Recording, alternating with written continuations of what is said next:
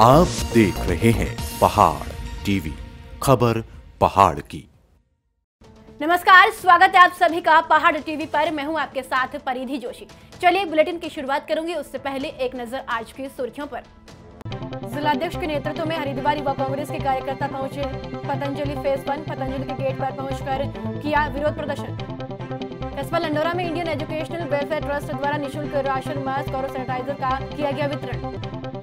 पहाड़ परिवर्तन समिति के सदस्य दीपक कंडारी, अंकित कुकरेती और राम सिंह के द्वारा लगातार गढ़वाल मंडल के सुदूरवर्ती और दुर्गम क्षेत्रों में राहत सामग्री पहुंचाई जा रही है। इसी क्रम में कल पहाड़ परिवर्तन समिति की टीम भारत के अंतिम गांव माणा और नीति घाटी के सूकी, भलगांव, सुराई थोटा, लोंग, जुमा, जेलम, द्रोणागिरी, कोशा, मलारी, कैलाशपुर, फरकिया गांव, बंपा, गमशाली, आखिरी पड़ाव नीति गांव तक को कोरोना किट पहुंचाई गई।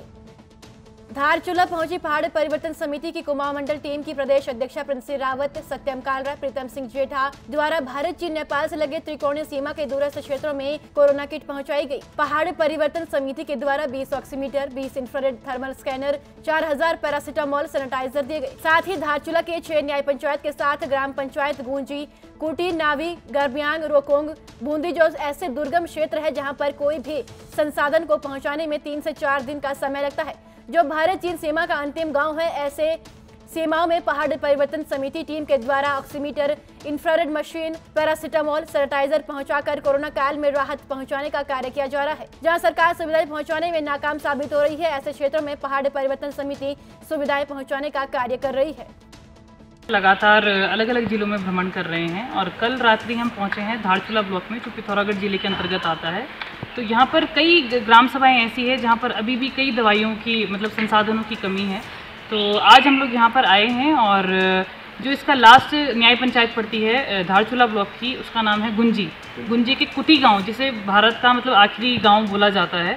तो वहाँ तक हमने जो न्याय पंचायत का पहले मैंने नाम लिया था गुंजी, गुंजी के अंतर्गत 7 ग्राम सभाएँ आती है। वहाँ तक पहाड़ परिवर्तन समिति अपने तहत अपने उमेश कुमार जी के नेतृत्व में पैरासीटामोल और कम से कम 20 यूनिट हम लोगों ने अभी रंग कल्याण संस्था को हम 20 यूनिट इंफ्रारेड मशीन, ऑक्सीमीटर प्रदान कर चुके हैं, ताकि वो लोग उन जरूरतमंद लोगों तक पहुँचा पाएँ। लगातार बढ़ते पारे से जहां गर्मी बढ़ गई है, तो वहीं डोईवाला नगर में पेयजल की किल्लत से लोग जूझ रहे हैं।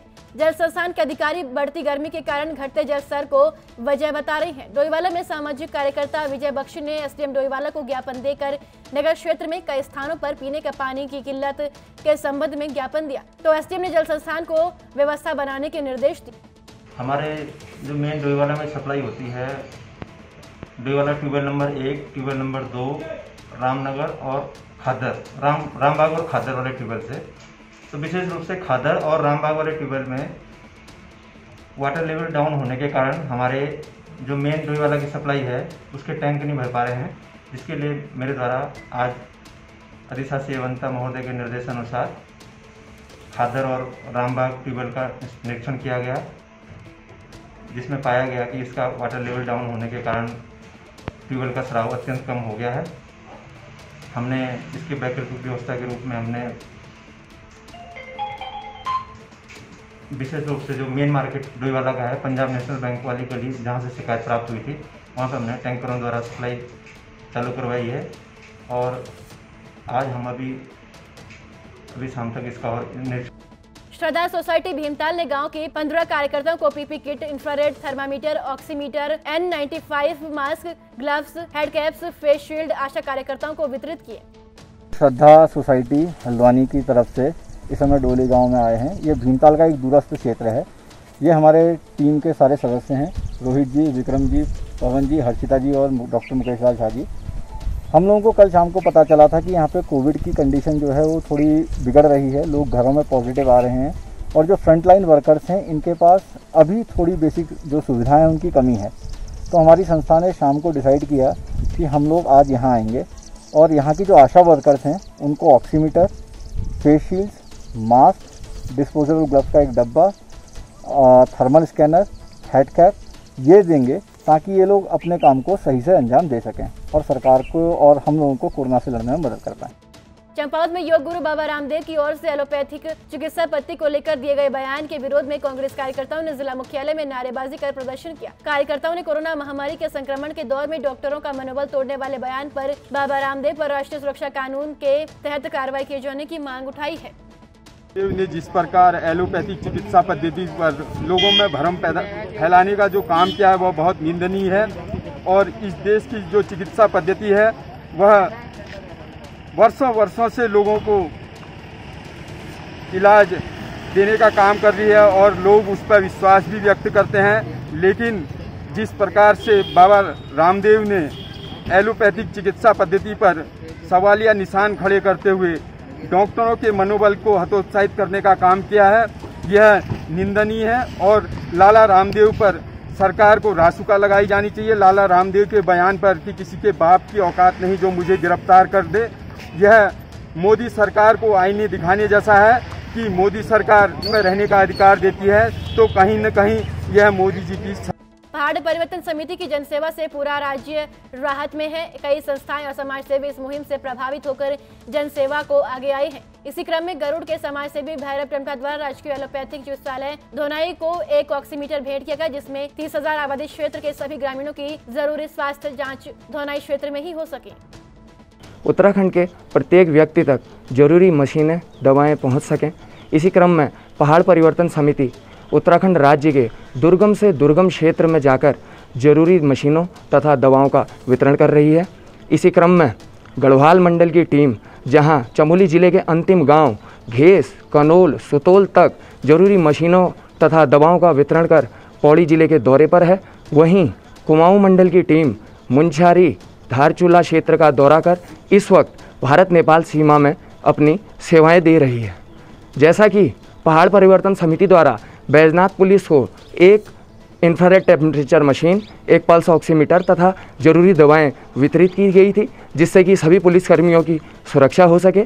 लगातार पहाड़ परिवर्तन समिति की इस मुहिम से लगातार समाजसेवी आगे आ रहे हैं। 30,000 के आसपास की आबादी यहाँ रहती है और करीब 25-30 गांव इस क्षेत्र के अंदर में आते हैं, क्योंकि यहाँ से करीब जो बैजनाथ हॉस्पिटल है, जो नियरेस्ट हॉस्पिटल यहाँ से करीब 17-18 किलोमीटर है और इन बिटवीन किसी को तकलीफ होती है तो उसको 17-18 किलोमीटर दूर जाना, और आपको मालूम भी होगा कि पहाड़ की रोडों की कंडीशन क्या है, वहाँ तक पहुँचने तक उसकी हालत शायद मेरे ख्याल से बस से बदतर हो सकती थी। तो मुझे लगा कि शायद ये लोगों की जो राय है बहुत अच्छी है और मैंने कल अपने सुनील भाई के साथ, बबलू नेगी जी के साथ, रतन सिंह किरमोलिया जी के साथ मैं यहाँ पर आया और मैंने ये जो ऑक्सीमीटर है वो यहाँ डॉक्टर साहब को मैंने उनको हैंड ओवर किया है और डॉक्टर साहब ने मुझे बताया कि जो ऑक्सीमीटर है ये अभी तक के जितने भी ऑक्सीमीटर या ऑक्सीजनेटर यहाँ आए हैं उनमें सबसे बेस्ट क्वालिटी का है और मैं उम्मीद करता हूँ कि मेरे द्वारा जो भी दिया गया छोटा मोटा कंट्रीब्यूशन जो है ये यहाँ की जो लोगों की स्वास्थ्य समस्याओं में कुछ न कुछ सुधार आएगा। और मसूरी में कोरोना काल में गरीब और जरूरतमंद लोगों की मदद करने को लेकर 5 दोस्त एक साथ होकर सामने आए हैं। ये 5 दोस्त मसूरी के रहने वाले हैं और मसूरी के पढ़ने के बाद विभिन्न क्षेत्रों में अपना करियर बनाकर अपने काम करने लगे हैं। इन दिनों 5 दोस्त मसूरी में एक साथ हैं, जिनके द्वारा अपने संसाधनों से मसूरी के गरीब और जरूरतमंद लोगों की मदद कर रही हैं। सुप्रीम कोर्ट में बतौर अधिवक्ता काम कर रहे आर्यन देव उनियाल और उनके दोस्त दीपू असवाल जो कॉर्पोरेट जगत में काम करते हैं, राहुल असवाल और शुभम रोथान इंजीनियर है और आशीष पुंडोरा मर्चेंट नेवी में काम करते हैं। उन्होंने बताया कि सभी 5 दोस्त इन दिनों मसूरी आ रखे और 5 दोस्तों ने कोरोना काल में गरीब और जरूरतमंद लोगों की मदद करने का मन बनाया है। सीएससी बेरीनाग और गंगोली हाट में कार्यरत सभी एनएचएम कर्मचारियों द्वारा अपनी 9 सूत्रीय मांगों को लेकर काला फीता बांधकर विरोध किया।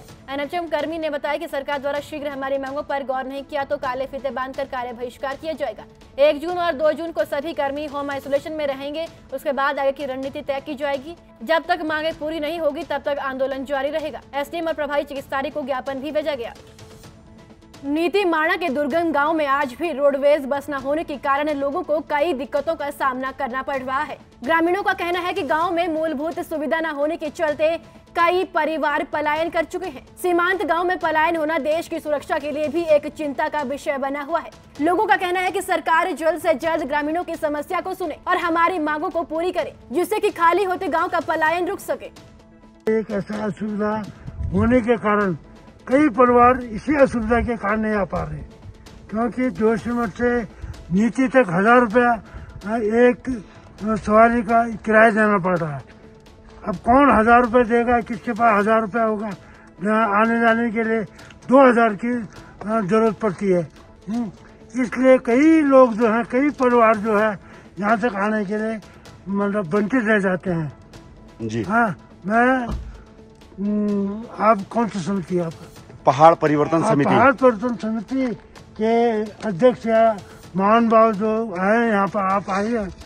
आपसे यही अनुरोध करूंगा कि आप मुख्यतः सबसे विशेष चीज जो है यातायात की सुविधा रोडवेज से, रोडवेज मंत्री को, परिवहन मंत्री को, उत्तराखंड के परिवहन मंत्री से बात करें और यहाँ तक गाड़ी लगाएं। आपके लिए बहुत बहुत धन्यवाद। अखिल भारतीय आयुर्विज्ञान संस्थान एम्स ऋषिकेश में कल शाम 5 बजे तक ब्लैक फंगस के 117 केस आ चुके हैं। कल किसी भी मरीज की मृत्यु की खबर नहीं है। अस्पताल से अभी तक 2 मरीजों को उपचार के बाद डिस्चार्ज किया जा चुका है। अस्पताल से अभी तक 2 मरीजों को उपचार के बाद डिस्चार्ज किया जा चुका है। अब एम्स अस्पताल में ब्लैक फंगस के शेष 106 मरीज भर्ती है। उत्तराखंड की बड़ी खबरों में फिलहाल इतना ही। बाकी अपडेट के लिए हमारे साथ बने रहिए और देखते रहिए पहाड़ टीवी। नमस्कार। ये है मेरा उत्तराखंड।